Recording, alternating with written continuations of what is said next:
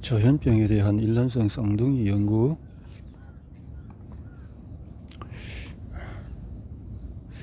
유전이냐 환경이냐의 문제에 관련해서 살펴볼 만한 또 다른 중요한 연구는 1960년대 시오모 캐티에 의해서 이루어진 입양된 저현병 환자에 관한 것이다. 1950년까지만 해도 부모의 잘못된 양육 방식이 저현병의 주된 발병 원인이라고 여겨졌다. 1950년대 자녀가 저현병을 앓으면 부모가 잘못 키웠기 때문이라는 믿음이 강한 시절이었기에 환자들의 부모는 엄청난 죄책감에 시달려야 했다. 캐티와 그의 동료들은 덴마크에서 어린 시절 입양된 아이들 5,500명에 대한 데이터를 했는데 생모의 저현병 유무에 대해서 저현병 입양아의 양부모나 가족 중에서 저현병 환자가 있는 비율과 건강한 입양아의 양부모나 가족 중에서 저현병 환자가 있는 비율은 비슷했다. 캐티의 연구는 여러 정신질환이 어린 시절의 나쁜 경험이나 기억보다는 생물학적인 원인에 의해서 주로 발병한다는 획기적인 관점의 전환을 가져다 주었다. 연구에서 저현병. 그래서 더욱 놀라운 것은 생모와 양부모 모두에게서 저현병 병력이 있는 경우에 입양아의 저현병 발병률이 17% 치솟았다는 사실이다. 똑같이 저현병 유전자를 지닌 경우에도 양부모의 저현병 유무에 따라서 발병률이 9%, 17%로 상승한 것이다. 이러한 연구 결과는 유전자와 가정환경의 상호작용하여서 어떤 시너지를 낳고 이것이 사람의 자질과 질병 유무 등에서 강력한 영향을 미친다는 사실을 보여준다. 유전자에 관한 수많은 연구 결과를 종합해 보면 유전자는 스스로 특정한 생물학적인 사건을 만들어내는 존재가 아니다. 특정한 유전자가 있다고 해서 그것이 항상 관련되지는 않는다. 후성 유전학의 관점에서 본 마음관리 훈련. 유전자와 환경의 상호작용. 유전자와 환경이 상호작용한 결과로 특정 형질이 발현된다는 후성 유전학의 관점을 잘 설명해주는 것이 로버트 세폴스키 교수의 스탠퍼드 대학교 강의다. 1, 2, 3으로 가정해서 사례. 사막에 사는 이 식물의 경우 1, 2, 3의 유전자 변형체를 지닌 개체들의 키가 모두 50cm. 이 식물의 키는 모두 1m. 사례 2. 사막에 사는 이 식물의 키는 1번 유전자 변형 GMO를 지녔을 때 10cm, 2번 지녔을 때 50cm, 3번을 지녔을 때 1m. 한편 정글에 사는 식물에도 이런 경향이 동일하게 나타난다. 사례 3. 사막에 사는 이 식물은 1, 2, 3번 유전자 변형체에 따라서 각각 키가 10cm, 50cm, 1m. 그런데 정글에 사는 이 식물은 1, 2, 3번 유전자 변형에 따라 키가 각각 1m, 5cm, 10cm다. 유전자 환경의 상호작용으로 사례 1의 경우에 유전자 식물의 키에 영향을 미치지 않고 사례 2의 경우 유전자 100% 영향을 미치고 있는 환경의 영향은 없다. 사례 3의 경우 환경과 유전자가 상호작용을 한다. 기후, 환경. 현실에서 사례 이렇게 봤을 때 유전자 결정론에 빠져있는 사람은 유전자가 마치 사례 2처럼 작동한다고 생각한다. 환경의 중요성을 이야기하면 사례 1을 언급하는 것으로 착각한다. 그러나 실제로 유전자에 빠지는 사례 3이 압도적으로 많다. 환경이 중요하다는 것은 사례 3의 경우를 이야기하는 것이지 사례 1을 이야기하는 것은 아니다.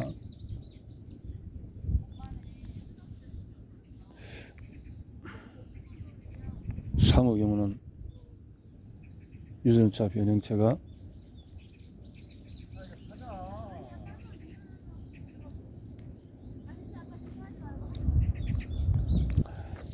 MAOA 유전자 논란. 사례 3에서처럼 상호작용하여서 인간의 행동과 정신 건강에 영향을 미치는 유전자로 알려진 모노산화 효소 A를 생산해내는 유전자다. MAOA는 신입수에 존재하는 세로토닌 등의 신경전달 물질을 산화시켜 없애버리는 효소다. 모노아민 산화 효소가 제대로 생산되지 않는 경우에 다른 조건이 동일하다면 시냅스 사이에는 보다 많은 세로토닌이 존재하게 된다. 실제로 모노아민 산화 효소를 억제하면 신입 사이에 존재하는 세로토닌 양이 증가하는데 이를 이용한 우울증 치료제가 마오 억제제이다. 마오이는 선택적인 세로토닌 제흡수 억제제 함께 대표적인 우울증 치료 약물이다.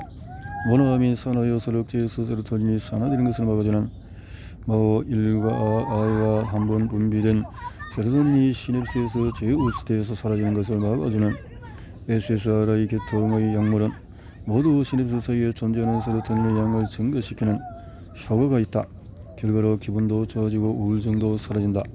SSRI 계열의 대표적인 약물인 프로작은 행복알약이라는 별명으로 불리며 행복을 만들어주는 신비의 묘약처럼 인식되었다. 마치 시냅스 사이에 존재하는 세로토닌의 양만 늘면 행복감을 느낄 수 있다는 시각이 지나친 단순화를 불러온 것이다. 하지만 인간에게는 그리 단순하게 작동하지 않는다. 마오의 유전자에 대해서 관심을 촉발한 유명 논문은 1993년에 학술지 사이언스에 게재된 네덜란드의 한 가족에 관한 논문이다. 이 가족의 구성원들은 마오의 유전자의 변형으로 인해서 세로토닌 등을 분해하는 효소를 전혀 생산해내지 못했다. 따라서 시냅스 사이에 존재하는 세로토닌의 양이 매우 많았을 텐데도 불구하고 극심한 분노 조절 장애와 충동적인 공격성 향을 보였다. 이러한 경향은 남자 성인에게서 더 확인하게 드러났다. 이러한 주장에 응답하는 논문이 2년 뒤에 역시 같은 학술지인 사이언스에 게재되었다.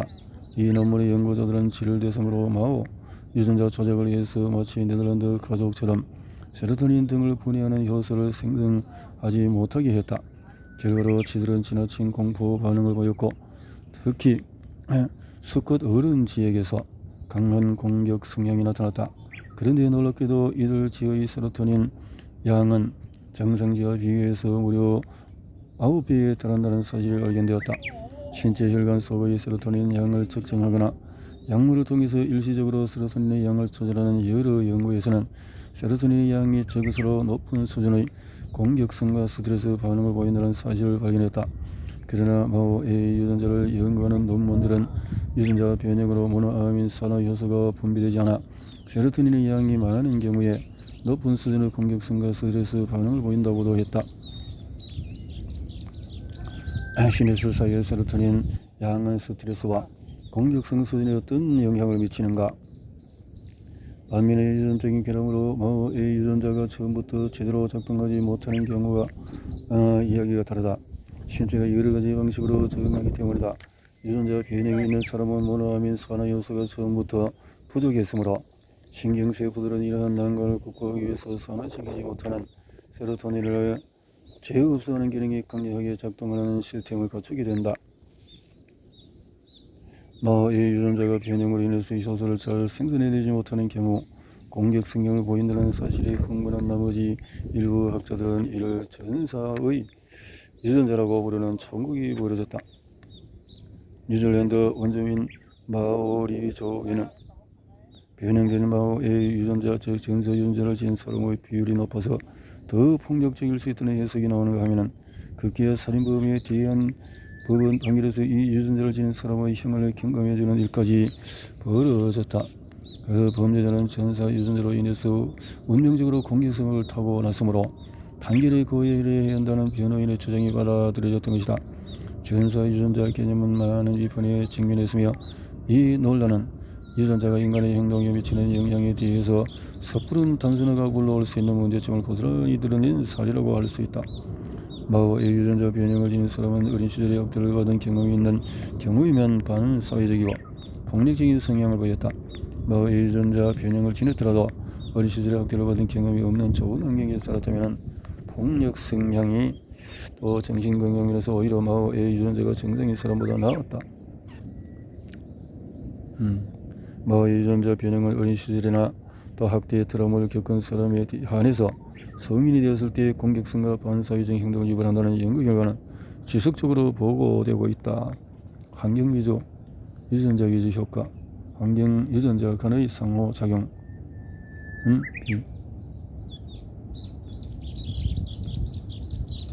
이렇게 차이가 유전자가 인간의 성향이나 행동에 영향을 미치는 방식은 크게 세 종류로 볼 수 있다. 어린 시절에 정서적인 신체적인 학대를 당하는 등 나쁜 환경을 경험한 사람일수록 성인이 되었을 때 불안장애, 우울 성향, 공격 성향 등의 감정 조절 장애를 보일 가능성이 높아진다고 가정해보자.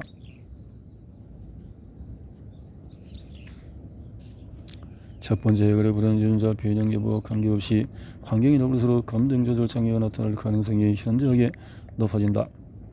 두 번째는 환경이 좋든 나쁘든 그렇다. 그리고 세 번째 그래프처럼 유전자 효과는 대부분 경우에 그렇다 라는 거지. 인간의 성향이나 행동이 특정한 유전자에 의해서 일방적으로 결정되는 일은 없다. 특정 유전자에 의해서 강하게 영향을 받는 특정 성향이라 할지라도 반드시 환경적인 요인에 의해서 조절되며 그 유전자 영향의 의미가 달라지게 마련이다. 주의력 결핍 장애에 대한 환경적인 영향은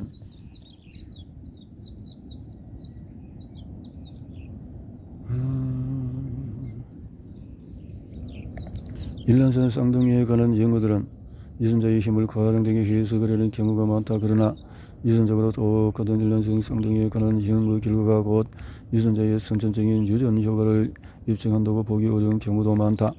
첫째는 일란성 쌍둥이와 이란성 쌍둥이를 단순 비교하는 데 있어서의 문제점이다. 일란성 쌍둥이는 생김새도 비슷하고 성별이 같아 이란성 쌍둥이는 생긴 것도 다르고 성별이 다를 수도 있다. 따라서 성장 과정에서 부모나 가족 등의 주변 사람들이 이 아이들을 대하는 방식도 달라지게 된다. 일란성 쌍둥이와 이란성 쌍둥이는 유전자 차이만 있는 것이 아니라 제공되는 환경에도 차이가 생겨나는 것이다. 둘째로 주의력 결핍 장애 ADD의 경우 서로 다른 가정에서 입양된 일란성 쌍둥이 중 하나가 ADD일 경우에 다른 쪽도 ADD일 가능성은 50% 이상이다. 이것을 단순히 유전적인 효과로만 볼 수는 없다. 이를 유전적인 효과라고 할 수 있으려면 유전자가 완전하게 똑같은 일란성 쌍둥이의 경우의 환경에 상관없이 거의 100% 일치율을 보여야 하는데 그렇지 않기 때문이다. 게다가 입양 자체가 주는 효과도 있다. 입양되지 않은 다른 보통 아이들과 비교해서 입양 과정을 거치는 아이들은 어린 시절에 엄청난 스트레스를 경험하게 된다. 새로운 가족의 일원이 되는 것은 아이에게 엄청난 스트레스다. 일란성 쌍둥이는 서로 다른 가정에 따로 입양된다 하더라도 출생 전과 직후라는 매우 결정적인 시기에는 똑같은 환경을 경험하게 된다. 입양은 대개 아무리 빠르도 출생 후 수개월이 지난 후에 진행된다. 다시 말해서 일란성 쌍둥이는 어머니 뱃속에서 9개월간 같은 환경을 공유할 뿐만 아니라 출생 후에 수개월 동안에도 거의 같은 환경 조건을 경험하게 된다. 입양을 결정하는 이유는 대개 아이를 키울 인간이 안 되어서다. 그러기에 자신의 아이를 입양 보내는 사모는 임시기간에 다른 성도에 비해서 어린이들 높은 수준의 스트레스에 노출되었을 가능성도 크다. 앞에서 살펴봤듯이 산모의 혈증전에서 호르몬 수치는 폐하의 두뇌 발달과 신체 발달에 상당한 영향을 끼친다. 출생 전과 후에 경험하게 되는 산모의 스트레스 수준 역시 서로 다른 가정에 입양되어 성장하는 일란성 쌍둥이에 똑같이 주어졌던 환경 조건인 셈이다. 일반적으로 형제자매는 비록 쌍둥이만큼은 아니더라도 상당한 정도의 유전자를 공유한다. 그러나 같은 부모에게 태어난 또 성장하더라도 첫째냐 둘째냐에 따라서 ADD 발병률이 확연하게 달라진다. 같은 부모에게 태어나서 같은 가정에서 자라는 아이들은 같은 집에서 살며 같은 동네의 학교에 다니고 같은 음식을 먹는 등 비슷한 환경을 경험한다.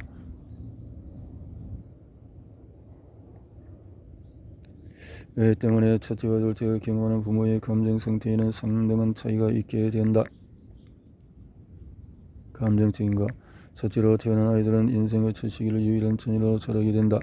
부모 사이에 끼어든 유일한 존재이므로 기본적으로 자기 존재에 대한 불안감이 크다. 그러나 둘째는 다르다. 태어나보니 자신과 비슷한 처지의 동료가 이미 한 명이 있기 때문이다. 게다가 대부분의 가정에서는 첫째를 낳아서 기를 때보다도 둘째를 낳아서 기를 때 부모의 소득이 더 증가해 있는 등 안정적인 또 영향이 있을 수도 있다. 첫째 부모는 대부분 양육 경험이 없는 미숙한 사람이고 그렇지.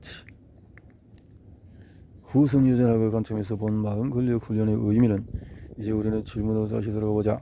유전자와 환경 중에서 어느 것이 더 중요한가? 물론 둘 다 중요하다. 두 가지가 함께 인간의 성향에 영향을 미치므로 이는 마치 사각형의 넓이가 가로변과 세로변의 길이에 의해서 결정되는 상황형과 비슷하다. 우리는 마음 권력을 강화해서 성취 역량이 커지기를 원한다. 마음 권력은 유전자와 환경적인 요인의 상호작용으로 결정된다. 마오의 유전자 변형으로 인해서 공격 성향이 높고 반사회적인 행동을 하는 사람은 마음 권력이 약하다고 할 수 있다. 이런 성향은 편도체율성과 관련이 높다. 유전자의 작동 방식에 영향을 주는 환경은 우리 몸의 구성을 차원에서부터 세포 호르몬과 신경계, 감정적인 습관, 몸의 움직임, 개인, 집단, 조직, 공동체, 문화에 이르기까지 다양한 층위에 걸친 조건들을 모두 포함한다. 그래서 우리는 체계적인 훈련을 통해서 우리 몸과 내가 경험하는 환경에 지속적인 변화를 가져오고자 하는 것이 곧 마음 권력 훈련이다. 훈련을 한다는 것 자체가 몸과 마음을 일정한 환경에 반복적으로 놓이도록 하는 것이다. 우리는 살아가면서 자신의 몸과 마음에 끊임없이 다양한 환경을 제공한다. 우리가 먹는 음식, 움직임이나 운동, 감정의 유발, 수면 습관, 생각하고 말하는 방식, 타인과의 소통 방식과 인간관계 등이 모두 다양한 유전자 발현과 조절 과정에 영향을 미치는 환경 조건들이다. 신경가소성은 마음 권력 훈련이 가져오는 변화나 신경가소성.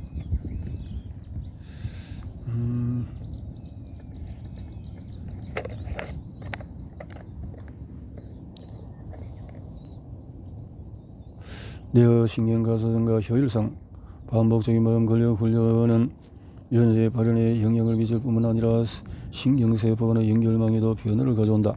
신경가소성이라고 불리는 신경세포 간의 연결망 변화는 기능적인 연결뿐 아니라 더 구조적인 연결성의 변화를 통해서 행동방식, 감정 조절, 성취 역량 등에 큰 영향을 미칠 수가 있다. 일장의 이장에서 살펴듯이 마음 권력을 발휘하는 힘은 주로 전전두 표지를 중심으로 하는 신경망에서 나온다. MPFC를 중심으로 한 여러 신경망은 마음 권력과 관련한 여러 기능을 담당한다.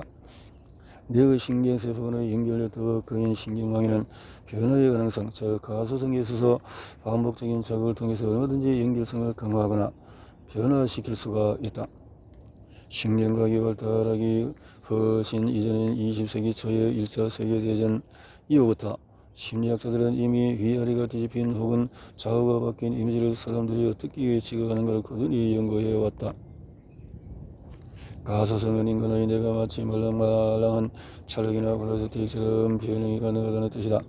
인간의 뇌는 딱딱한 컴퓨터 같은 기계가 아니라 뇌의 특정 부위가 담당하는 기능은 대체적으로 정해져 있기는 하지만 상황에 따라서 얼마든지 변화할 수가 있다. 그래서 새로운 자극에 또 뇌에 반복해서 들어오면 그러한 새로운 정보를 처리하기 위해서 신경세포 간의 연결 구조에 생물학적인 변화가 생긴다. 이것이 바로 습관의 본질이며 훈련의 효과다. 예를 들어보자. 사고로 눈을 다쳐 시력을 잃게 되면 시각 정보가 더 이상 후두부에 있는 시각 정체로 전달되지 않는다. 시각 정보 처리를 담당하던 뇌 부위는 할 일이 없어 놀게 된다.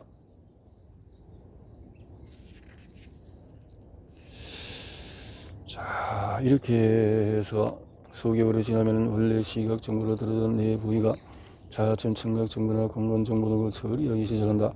후천적으로 시력을 잃은 시각장애인의 시각정초 신경들은 청각 정보 등을 처리하도록 재조직되어야 된다. 신경가소성에서 노원 도이지의 스스로 변화하는 뇌의 많은 사례가 언급되어 있다. 실제로 특정 활동을 꾸준히 반복하면 뇌의 작동 방식이 달라진다. 골프 스윙이라는 같은 동작을 할 때 뇌의 작동 방식이 초보자와 프로는 완전히 다르다.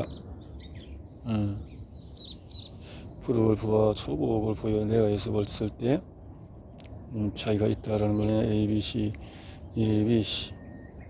CD에서 그래서 활성화된 것은 CD. 초보 골퍼들은 감정 기발과 관련이 깊은 변이기를 중심으로 많은 부위가 활성되었다. 뇌의 습관적인 작동 방식을 바꿔야 한다. 마음 권력이 약한 사람과 강한 사람은 같은 행위를 하더라도 뇌의 작동 방식이 다르다. 마음 권력이 약하면 쉽게 좌절하고 두려워하고 분노하고 짜증을 낸다.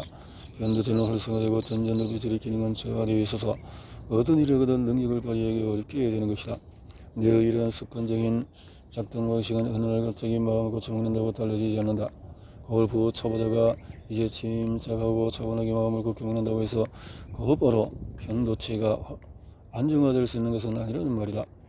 마음 근력을 강화한다는 것은 내 습관적인 작동 방식을 바꾼다는 뜻이다. 신에서 연결된 이루어진 신경망의 구조를 바꾸려면 새로운 방식으로 뇌를 사용하는 방법을 꾸준히 훈련해야 한다. 마음 근력을 키운다는 것은 어떠한 지식이나 기술을 습득하는 뜻이 아니다. 하체 근육이나 등 근육을 발달시키는 방법을 배운다고 해서 저절로 발달하고 몸이 근육이 생기는 것은 아니다. 체계적이고 반복적인 훈련을 해야만 근육이 발달하고 또 몸이 달라지는 것이다. 물론 사람은 어차피 달라지기 마련이다. 세월의 흐름에 따라서 늙어가기도 하고 성격이나 몸도 달라진다 하지만 이러한 변화는 의도되거나 계획된 것이 아닌데 반해 마음 근력을 강화하는 것은 의도된 달라짐이다. 일상생활에서 나 자신을 근본적으로 바뀌기 위한 힘들다. 그냥 살던 대로 살아가도 별 문제를 느끼지 못한다. 그런데 그것이 가장 큰 문제이다. 한 가지 강조하고 싶은 것은 마음 근력을 강화하자고 굳게 결심하거나 마음먹은 것은 별 소용이 없다는 것이다. 내 몸의 근육을 강화하겠다고 스스로 동기부여를 하고 의지를 불태워도 그것뿐이라면 아무런 소용이 없는 것과 마찬가지다. 훈련해야 한다. 훈련을 해야 한다. 라는 거래요.